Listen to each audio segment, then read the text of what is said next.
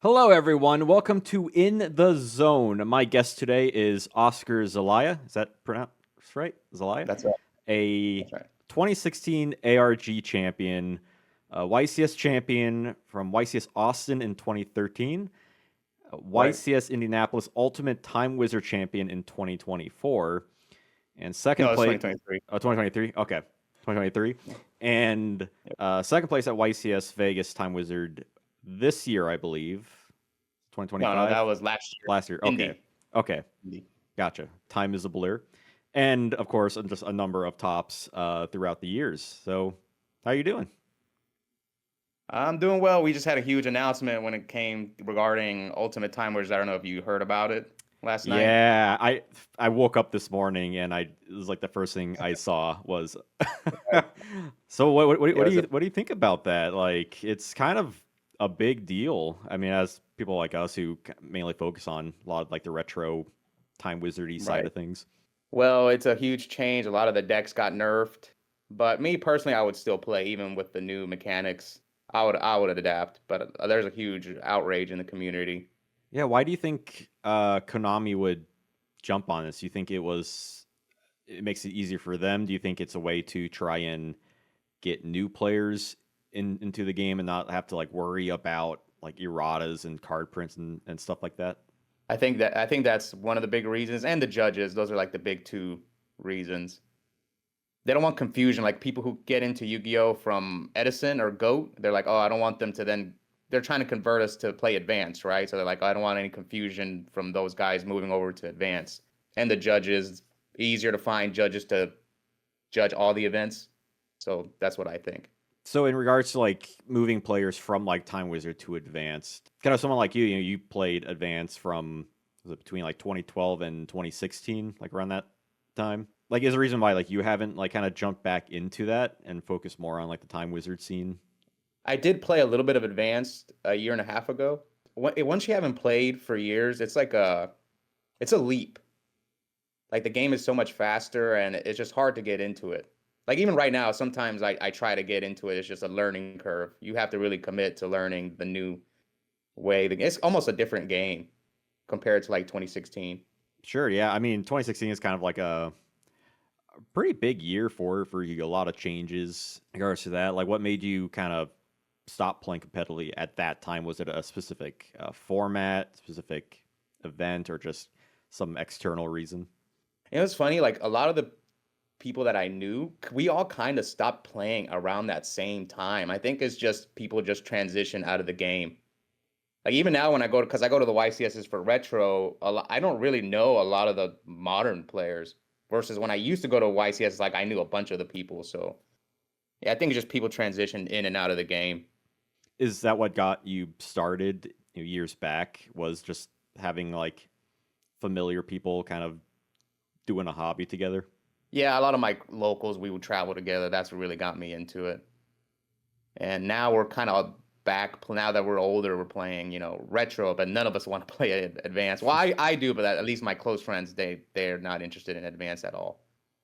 I feel like it's definitely hard to get people who aren't already like deep into things to playing advanced because there's so much Right. to take in.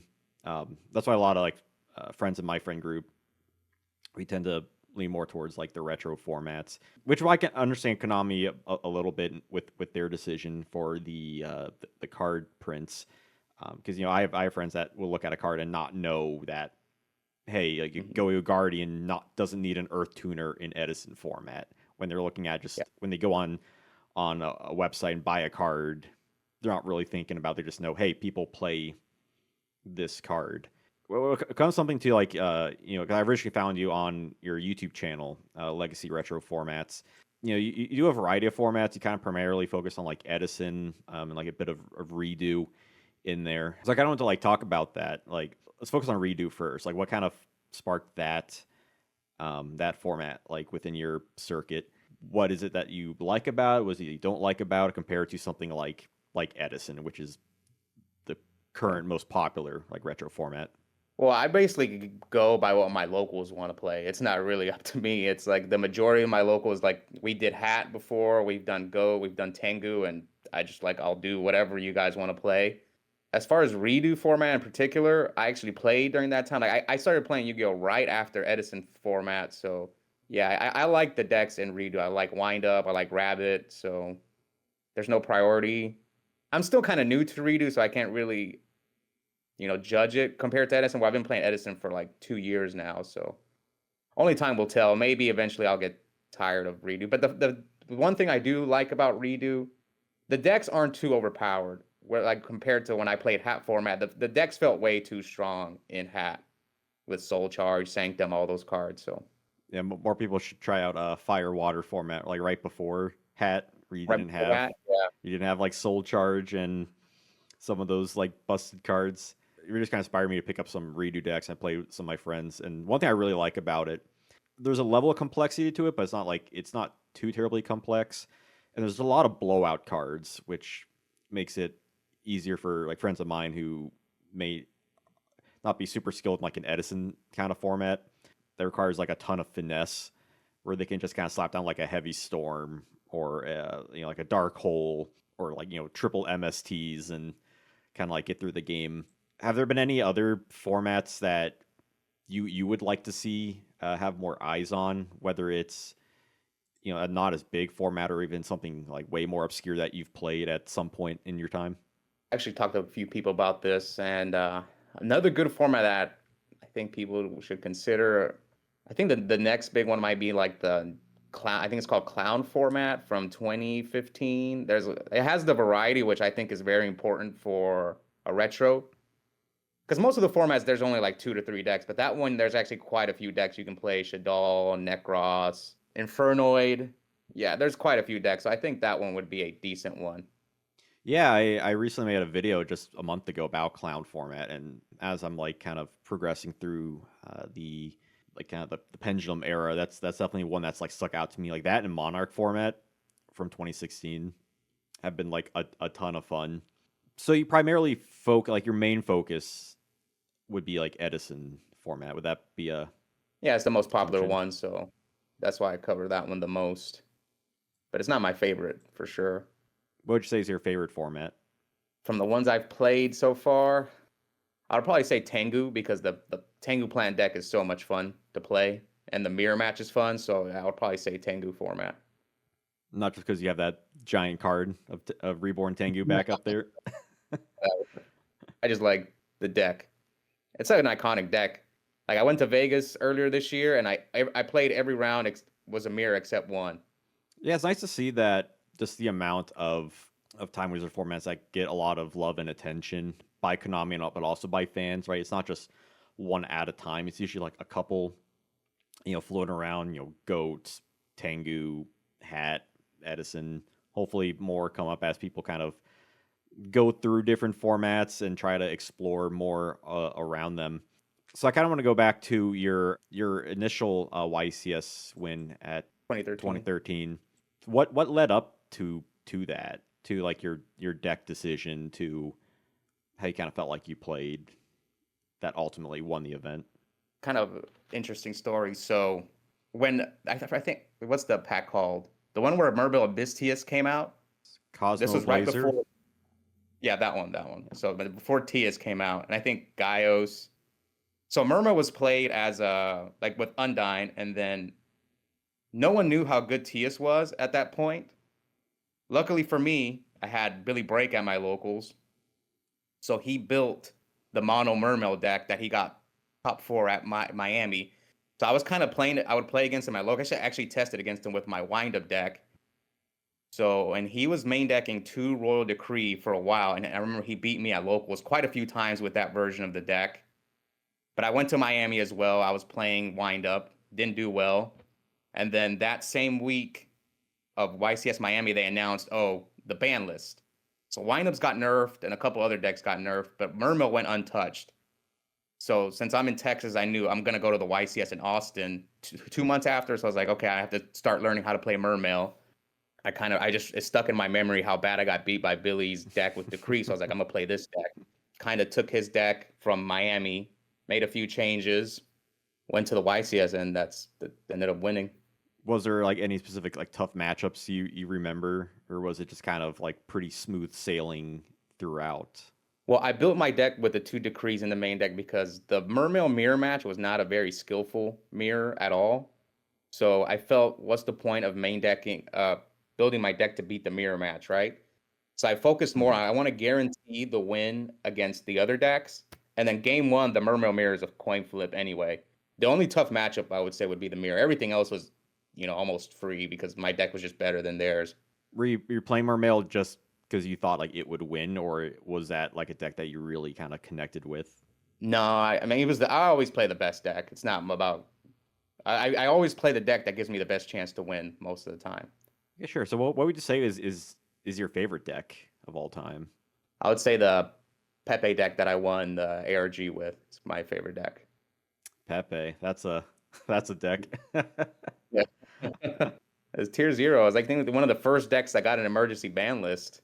And then I topped the YCS the weekend right after, and then they nerfed it. And I was like, it do was you sad. do But you yeah. do you enjoy those like, kind of like tier zero formats where part of it is like is a little like coin flippiness to it, but there's also like intense skill like involved? Is that kind of stuff you like, or do you like more like super diverse formats, or does that make it harder for you to kind of play at like a top level? I like the balance. The worst one is the super diverse. That's the worst. Then second would be tier zero, but I like where there's like, 3 to 4 top decks. That's, I think, my favorite style. Like the format right before redo was a Nationals 2012. That was like Dino Rabbit, Insector, Wind Up, Chaos Dragon. That's probably my favorite style. Where 4 top decks and you prepare mostly for those 4. Do you think that format will ever see more play, or do you think redo kind of takes what that does and maybe does it better in some regards, at least more palatable to like a wider audience? I think redo will be more popular because the decks, there's no, or the Wind Up hand loop isn't as strong. Rabbit, they don't open, Rabbit tour guides often, so I don't think that format will take off. Redo is just the better choice for most people. Are there any formats that you like actively don't like? Like you're like, I never want to play this format ever again because it is it is trash and no one should ever like try it out. From when I played, probably not. There's not one I can think of that was maybe the Frog FTK one, just Hmm. because I don't want to play against Frog FTK. That's probably like the only one. Or there was one when I did play a little bit in 2018. I forgot the name. It's like some pendulum deck that had an FTK. Any FTK format would probably be the only ones I can think of. Do Pepe's count? No, no, I love Pep. Yeah, it's always fascinating to me whenever I play some formats that people like actively dislike. Like I feel like Pepe is kind of one that you hear a lot about, just like the hell that went around to that, or like tier laments, and you go back and play, and you're like, it's actually kind of a little bit of fun. Like Teledad can be a ton of fun. I've played Teledad. It's not bad. Do you think would you say it's underrated, or you think it's just kind of like it's fine for what it is? I guess it's a tier zero format, so it's not fun just playing Teledad mirrors all day. So that's why I don't think it's as popular as some of the other formats. So going back to like a little more about Edison format here. What's your like main deck that you currently have been like working with? And Edison, I think I've been playing Vayu Turbo the most. I've taken it to the most events. Do you think Edison will I kind of get to the point where I know there's been people sort of on edge at times about like Bayuturo being like the de facto deck of the format, and especially with the recent Time Wizard event like rule change, because I'm sure that will hit things like Frog Monarch, right? Treeborn Frog is heavily nerfed now. Do you think that's going to have like a major effect and ripple throughout the Edison scene? Or do you think like the more grassroots community, like the RBETs and stuff like that, will kind of carry on in a more impactful way?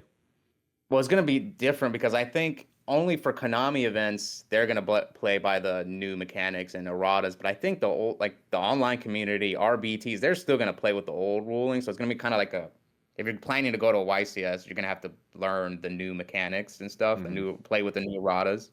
But yeah, it's almost a new format. Like frogs are heavily nerfed. The fork deck is dead because you can't do the colossal armory arm play anymore. So I think it's going to be even more Vayu, and Black Wings will still be the top 2 decks. Even though Black Wings lost Goyo, not that big of a deal. They'll rely more on Armed Wing. Maybe they'll play Gaia, the Force of Earth. Vayu, I guess Greffer got nerfed a little bit. Maybe they'll change in the Greffer lineup. But think Raiko Yeah. also has an errata Yes. as Rifle's well. better. Brain control, like a good chunk of cards. I imagine it will make testing for some of these Time Wizard events a lot tougher if most people are, like on the internet are just kind of going to do their own thing and just play a historic way. It's gonna be tough to like if you're like, let's say you have a YCS coming up, it's in your backyard, like, oh, I have to start training for the new mechanics. So I think it's basically a new format. That's how I see it from now on. Do you think it's something that, I mean, obviously it's hard to like estimate on it, but you think Konami will ever kind of retract their statement at some point? I guess assuming on how like the turnout is. I'm honestly like really curious on how this kind of works out. Yeah, I guess do you think like Konami's gonna at some point, or you think like this is it? Like everyone has to buckle up. I think this is it. It just it makes sense on their end if they get new players or people getting back into the game. They don't want them to play by the old mechanics because I think the end goal for them is to get people to play advanced because I that's what I even talked to Billy at a few YCSs and he told me that that's why when the OTS packs they're giving out like his goal was to get people to switch to advanced Yu-Gi-Oh. That's why they give out for the OTS stores like the OT what's a card called Fenrir and stuff like that. Yeah, I don't think they're gonna reverse it. It's just a side event for them, the Time Wizard. So yeah, I don't see it changing. Sure. Has Billy ever tried to get you back into Advance? 'Cause I know he's like doing a lot more with Konami these days. I mean, he's asked me. I told him I would think about it. And do you ever see a possibility of that happening? Yeah, yeah. I definitely, especially now, yeah, I definitely want to play advanced Yu-Gi-Oh. It's just hard. I just have to learn a lot, but I could see myself playing again soon. Yeah, it seems like one thing I actually really like about Advanced Ego, not maybe not necessarily in a competitive sense, but just like as it is, I just like having so many cards available to like mess around with decks. Hmm. I just dislike the cost of everything personally. Like there's a lot of decks I see that would be like a lot of fun. Like, oh, I love to build a Shining Sarcophagus deck or something like that. Like, I don't want to dump that much money into it. What is the most expensive deck you've ever bought in paper? Oof, most expensive deck, I would say probably the Pepe deck because I it came out and yeah, because you had to have three secret Pendulum Sorcerer or Wizard, whatever I got his name, Pendulum Sorcerer and Cyber Dragon Infinity. Yeah, that deck was really expensive when it first came out because everyone knew it was going to be tier zero and a lot of the cards Draco Slayers. Yeah, that was probably the most expensive deck I ever bought. Would you ever dump that much money into a deck again, or was that kind of like you look back and you're like, why did I ever do that? Well, the decks are way. Some of the cards are really expensive now, so yeah, I could see myself spending that amount again.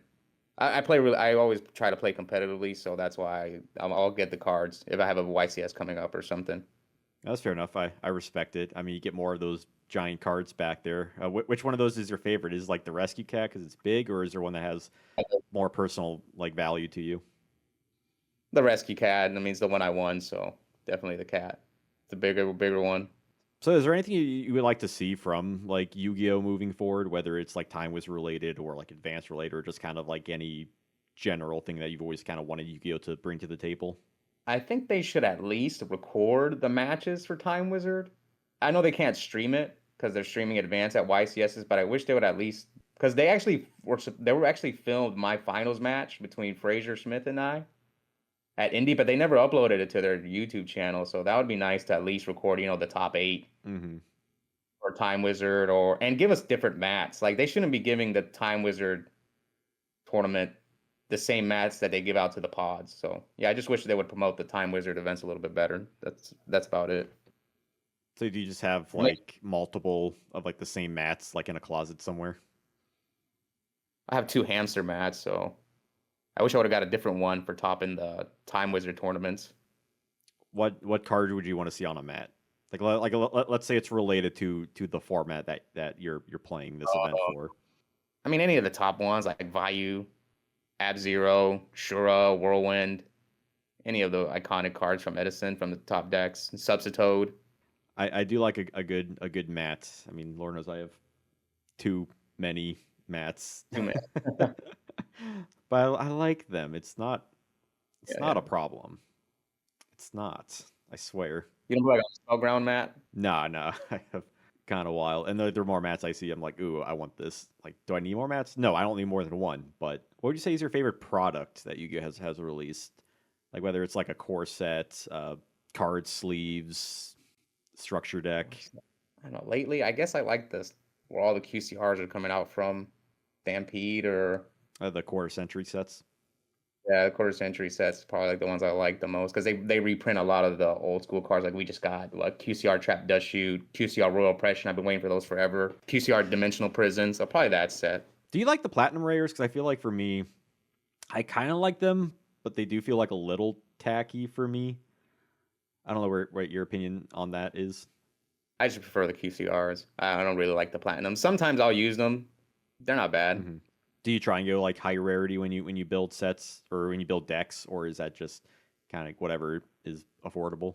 If I'm playing advanced, I didn't care. But since like a retro deck really won't lose its value, because so that for my like my value turbo deck is all QCR. So for that one I didn't mind. But if like for say if I would start to play advanced Yu-Gi-Oh, I would just try to get the cards even if they're common. I don't really care. So what would you say is your favorite rarity? Like if you had to pick like you have your deck and you could select any rarity for like the whole thing. Hmm. What would you pick? Would it be like ultras, secrets, ultimates, QCRs? Like what would you pick? The old school ultimates look nice. Like I have an ulti plague in my deck, ulti necro. The ulti solemn warnings are nice. So yeah, I would definitely say the old school ultimates were great. What do you think of Konami kind of like sort of adjusting rarities throughout the years? Like like ultis, like they've had different looks. Gold rares have had different looks. Even like ultra rares had like the Duelist Saga, like horizontal foil. Do you like when Konami kind of messes around with that kind of stuff, or you just would rather them have like a super defined rarity? I'm not really mind. That's not that big of a deal to me. I do wish we would get the ultimates again, but the other rarities I don't really mind at all. Just wish they would bring back the old school ultis. That's it. Especially those like GX ultis, I've like really loved. Like I recently picked up an ulti, Sacred Phoenix of Nephthys, and Mhm. honestly, I can barely tell it's an ulti. It does not pop. Like you can tell like on like the attribute and stuff, like it's all dark, so you know it's an ulti. But then I get like I also picked up a creator. I'm like, oh, you can tell on that one. Yeah. Especially when you look at some of those GX ones like Ryza and like Treeborn. It's like, ooh, Hmm. love it. It's so nice. Yeah. Love a playset of all the ultis. Probably won't happen, but I appreciate it. Ulti So Kai. oh yeah, Caius. That was actually my locals had a recent like had a this like hyped up Edison tournament, and the first place prize was an ulti Caius, and I definitely did I not mean, win what that. I was playing Synchro Cat, which I probably won't be able to play now. oh yeah, because Cat got rotted. Yeah. Yeah. So, which is fine. It's not the best deck. I acknowledge it, but I like Flamvilles. They're fun, but I definitely got my butt kicked by like Vayu Turbo. Is there a Expected lot of though. people? Honestly, at the tournament, I only fought the one. Like I believe there was a few other ones, but every deck I fought against were different decks. The one guy was flexing though. He was playing like Dragon Turbo, and he had a DDS Blue Eyes, and I just had to stop and look at it. I'm like this guy over here, first set LOB Blue Eyes, playing to flex. Yeah. All right. Well, the last thing I just wanted to ask you, something I asked a lot of my guests on this podcast. It's a bit more of a personal question. What is Yu-Gi-Oh to you? Time favorite hobby. Had a lot of great memories traveling with my friends. Like almost all my best friends I met through Yu-Gi-Oh. It's good like community because like I go to locals every week and just to play Edison. So, yeah, just nice to get out the house and go interact with people. We have same interests. Yeah, well, some of my favorite memories traveling YCSs, regionals. You just really bond with your friends going on those like regional road trips as well. Sit in the car for 3, 4 hours, preparing your deck, side deck for the tournament. In between rounds, people coming up to you like, "Oh, I lost to this, blah blah blah." So, yeah, just memories. That's great. I mean, Yu-Gi-Oh is different to a lot of people, but I think a lot of it comes down to the social interaction experiences with friends and other competitors and the whole events and everything. It's like always super exciting to see. But yeah, thank you for coming on. Do you have any like shout outs you want to give? Shout outs to, I guess, my channel, Legacy Retro Formats. Shout outs to my local card store, Epic Cards and Games in Hurst, Texas, and all the players from that area that come on the channel. Shout out to all of you. And last shout out, my Team Legacy, real quick. Randy, Adrian, Javi, Los, DJ, and Scott. All right. Well, again, thank you for coming on. It's been a blast. It's been a hoot and a holler. And hope everyone watching enjoys this too. Thank you for having me on. Yeah, thank you. Until see y'all next time, everyone. Have a wonderful day.